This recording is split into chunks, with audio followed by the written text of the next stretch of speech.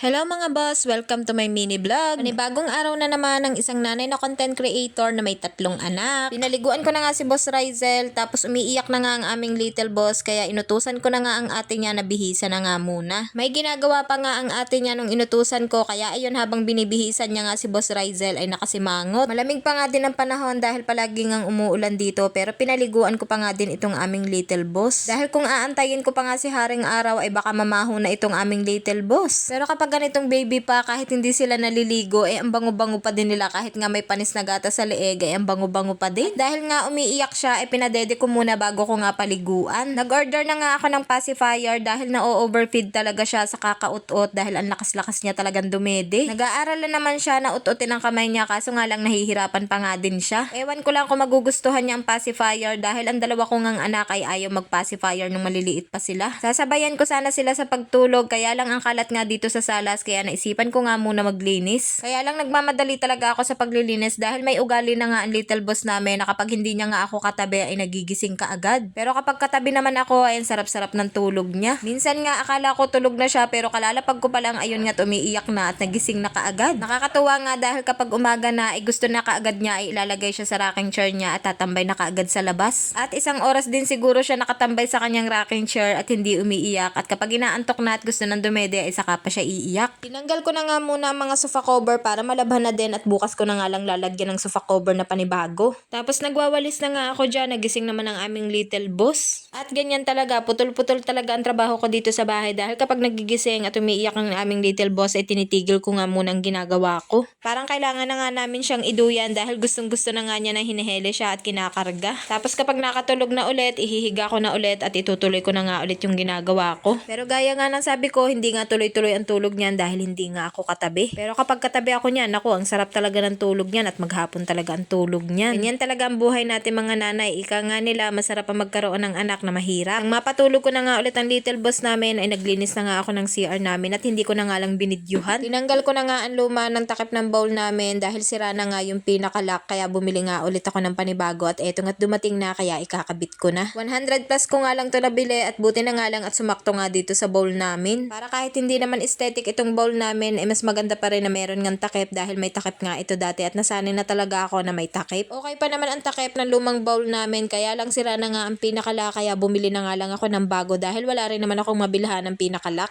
Mas maganda din talaga na may takip nga itong bowl namin dahil maliit nga lang itong CR namin. Baka mamaya kapag naliligo kami biglang mag-shoot dyan ang sabon. Dibuhos na nga lang din yan dahil sira na nga din ang pinaka-flush niya. Nililinisan ko naman itong CR namin pero may mga stain talaga na hindi na natatanggal at hindi na nadadala sa sabon.